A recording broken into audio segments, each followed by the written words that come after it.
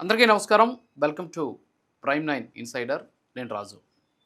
ఈరోజు ఆంధ్రప్రదేశ్‌లో రాజకీయాలు చూస్తూ ఉంటే కూటమికి ఎక్కడ బీటలు వారుతాయా అని చెప్పేసి వైఎస్ఆర్ కాంగ్రెస్ పార్టీ చాలా కాచు కూర్చొనుంది. రీసెంట్ ఇష్యూస్‌ని మనం గాని చూసుకున్నట్లయితే అసెంబ్లీలో ముగ్గురు జనసేన మంత్రులను టార్గెట్ చేస్తూ కూటమికి సంబంధించినటువంటి ఎమ్మెల్యేలు మాట్లాడారు. అందులో ముఖ్యంగా పవన్ కళ్యాణ్ గారి శాఖకి సంబంధించి టీడీపీ ఎమ్మెల్యే బోండా ఉమ మాట్లాడితే, నాదెండ్ల మనోహర్ గారిని ఉద్దేశించి గోరంట్ల బుచ్చయ్య చౌదరి టీడీపీ ఎమ్మెల్యే ఆయన మాట్లాడారు. తర్వాత బాలకృష్ణ కొన్ని వ్యాఖ్యలు చేశారు. ఆయన వచ్చేసి ఇంకో మంత్రి అయినటువంటి కందుల దుర్గేష్‌ని టార్గెట్ చేశారు. సరే ఇవన్నీ కూడా పక్కన పెట్టేస్తే వాళ్ళ ముగ్గురు కూడా టార్గెట్ చేయడంతోటి ఒక్కసారిగా బాలకృష్ణ మాట్లాడినటువంటి మాటలను తీసుకొని కూటమిలో ఏదో జరిగిపోతుంది. కూటమి విచ్ఛిన్నం జరగబోతోంది. బాలకృష్ణ అన్ని మాటలన్నా సరే ఏం పట్టించుకోవట్లేదని చెప్పేసి వైఎస్ఆర్ కాంగ్రెస్ పార్టీ దాన్ని తీవ్ర స్థాయిలో ట్రోల్ చేసేటటువంటి ప్రయత్నం చేసింది. ఇక్కడ తెలుసుకోవాల్సినటువంటి విషయం ఏంటి అంటే, గతంలోనే అసెంబ్లీ సాక్షిగా పవన్ కళ్యాణ్ కొన్ని వ్యాఖ్యలు చేశారు. ఏంటి అంటే, రాబోయే దశాబ్ద కాలం పాటు అంటే వచ్చే 10 ఏళ్ల పాటు కూడా ఆంధ్రప్రదేశ్‌కి ముఖ్యమంత్రిగా చంద్రబాబు నాయుడు గారు ఉండాలి. చంద్రబాబు నాయుడు గారి సారథ్యంలోనే మేము పనిచేస్తామని చెప్పేసి ఆయన చాలా స్పష్టంగా చెప్పడం జరిగింది. 15 ఏళ్ల పాటు కూటమి కలిసి ఉంటుందని చెప్పేసి కూడా చాలా స్పష్టమైనటువంటి సంకేతాలు, మాటలు ఆయన చెప్పారు. అంటే దీన్ని బట్టి ఏమర్థమవుతుందంటే, చంద్రబాబు నాయుడు అనేటటువంటి ఒక వ్యక్తి, ఆయన ఒక రాజకీయ శక్తి. ఆయన ఎంతోమంది రాజకీయ నాయకులను తయారు చేసినటువంటి ఒక కార్ఖానా లాంటి వ్యక్తి.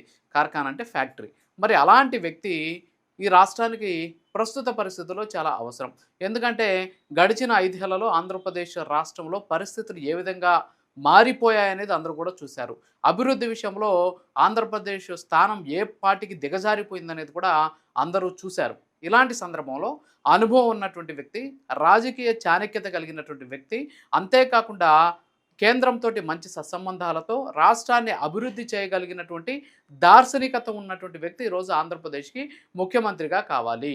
అంటే ఆంధ్రప్రదేశ్ ప్రజల ప్రయోజనాల కోసం అవసరమైతే పవన్ కళ్యాణ్ తన రాజకీయ భవిష్యత్తుని సైతం పక్కన పెట్టడానికి సంసిద్ధంగా ఉన్నారు అనేది ఆయన ఆ రోజు చేసినటువంటి వ్యాఖ్యల ద్వారా స్పష్టంగా తెలిసింది. దీని మీద చాలామంది కూడా మాట్లాడారు. పవన్ కళ్యాణ్ ఏంటి ఇలా మాట్లాడుతున్నారు? ఇంకెన్ని రోజులు చంద్రబాబుని ముఖ్యమంత్రిగా చేసి టీడీపీ పల్లకీలు మోయాలని చెప్పేసి అందరూ కూడా అనుకున్నారు. దాని మీద కూడా తీవ్ర స్థాయిలో ఆయన వర్గీయులు కూడా కొంతమంది దాన్ని వ్యతిరేకించినటువంటి పరిస్థితి. తర్వాత విషయాన్ని అర్థం చేసుకున్నటువంటి పరిస్థితి. అంటే ఈ వ్యాఖ్యలతోటి ఆంధ్రప్రదేశ్‌లో కూటమి విచ్ఛిన్నం జరగదు. కూటమి విడిపోయేటటువంటి అవకాశాలు లేవు. ఈ విషయాన్ని గుర్తించినటువంటి వైఎస్ఆర్ కాంగ్రెస్ పార్టీ ఎలాగైనా సరే కూటమిలో చిచ్చు రావాలి అని చెప్పేసి ప్రతి సందర్భాన్ని అందుకు అనుగుణంగా వినియోగించుకునేటటువంటి ప్రయత్నం చేస్తోంది. లోకేష్ ఎక్కడన్నా మాట్లాడితే లోకేష్‌కి, పవన్ కళ్యాణ్‌కి మధ్య గ్యాప్ వచ్చింది. లోకేష్‌ని ఉప ముఖ్యమంత్రిని చేయబోతున్నారు. అంతేకాకుండా బాలకృష్ణ చిరంజీవిని టార్గెట్ చేసి మాట్లాడారు.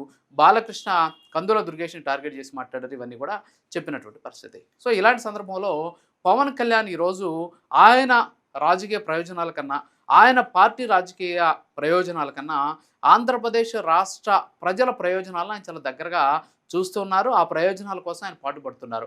ఎందుకంటే ఇటీవల కాలంలో మనం చూసాం. ఆయన ఏ విధంగా ఆంధ్రప్రదేశ్ అభివృద్ధిని కావచ్చు, ఆంధ్రప్రదేశ్ ప్రజల సర్వతోముఖాభివృద్ధిని ఏ విధంగా కోరుకుంటున్నారు అనేది మనకి ఇక్కడ స్పష్టంగా కనిపిస్తూ ఉన్నటువంటి విషయం. మరి ఇలాంటి సందర్భంలో పవన్ కళ్యాణ్ చంద్రబాబు నాయుడు తోటి విభేదించి, లేకపోతే బాలకృష్ణ అన్న మాటలతోటి ఒకసారిగా ఆవేదన చెందిపోయి కూటమి నుంచి బయటకొస్తారు అని అనుకోవడం అవివేకం. ఎమ్మెల్యేలు కావాలని రెచ్చగొట్టొచ్చు, కావాలని ఉసిగొల్పొచ్చు, కావాలని వాళ్ళు టార్గెట్ చేయొచ్చు, లేకపోతే కుట్రలు కూడా చేసే అవకాశాలు ఉన్నాయి. సో దీని మధ్య గ్యాప్‌ని పూరించడానికే చంద్రబాబు నాయుడు ఇటీవల పవన్ కళ్యాణ్ దగ్గరికి వెళ్ళి ఆయనకి జ్వరంతో బాధపడుతుంటే పరామర్శించి వచ్చినటువంటి పరిస్థితి. దీంతో పాటు పవన్ కళ్యాణ్ కూడా ఈరోజు ఆటో డ్రైవర్లకు సంబంధించినటువంటి కార్యక్రమంలో ఆయన కూడా పాల్గొన్నారు. అందరూ కలిసి ఒక ఆటోలోనే ప్రయాణించినటువంటి పరిస్థితి కూడా మనం చూస్తూ ఉన్నాం. సో ఇవన్నీ కూడా చూస్తూ ఉంటే అసలు పవన్ కళ్యాణ్ చంద్రబాబు నాయుడు ఏమనుకుంటున్నాడు?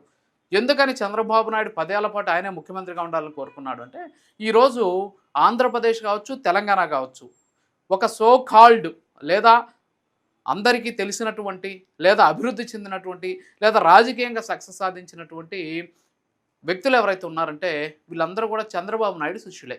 ఫర్ ఎగ్జాంపుల్ కేసీఆర్, ఆయన ఒకప్పుడు చంద్రబాబు నాయుడు మంత్రివర్గంలో పనిచేసినటువంటి వ్యక్తి.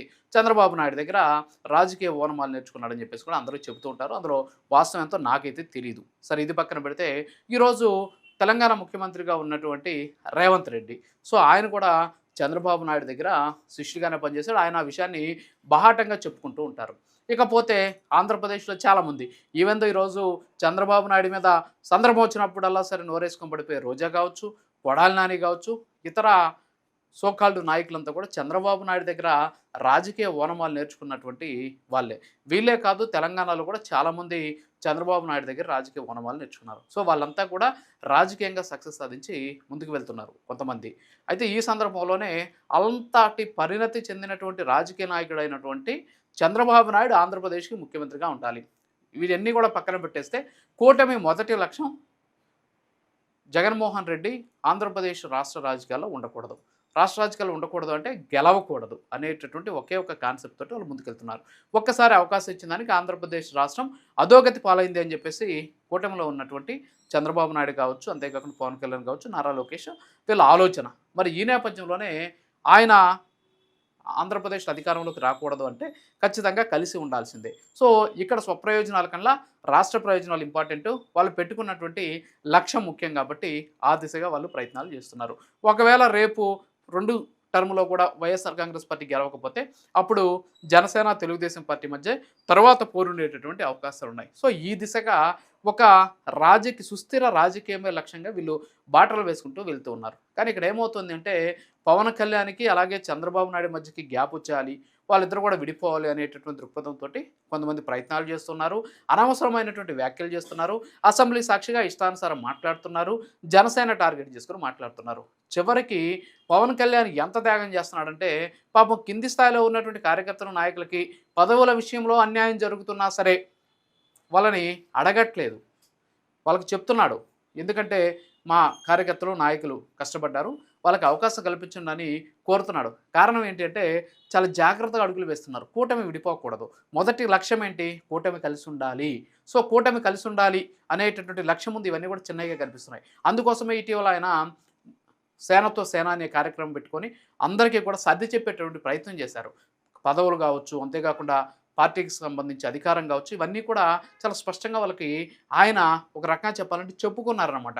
అంటే వాళ్ళని కన్విన్స్ చేసే ప్రయత్నం చేశారు. మరి ఈ స్థాయిలో పార్టీ ప్రయోజనాలు, అలాగే అధికార ప్రయోజనాల కన్నా రాష్ట్ర ప్రయోజనాలు ముఖ్యం అనేటటువంటి ధోరణితోటి పవన్ కళ్యాణ్ ముందుకు వెళ్తూ ఉన్న సందర్భంలో ఎలాగైనా సరే కూటమిలో చిచ్చు రావాలి అనేటటువంటి కోణంలో, దృక్పథంలో ప్రస్తుతానికి వీళ్ళంతా కూడా కొంతమంది ప్రయత్నాలు చేస్తున్నారు. ఆ కుట్రలన్నిటికీ కూడా తెరదించుతూ చంద్రబాబు నాయుడు ఏకంగా పవన్ కళ్యాణ్ ఇంటికి వెళ్ళి ఆయన్ని పరామర్శించి రావడం అనేది ఇంకా వాళ్ళు జీర్ణించుకోలేనటువంటి పరిస్థితి.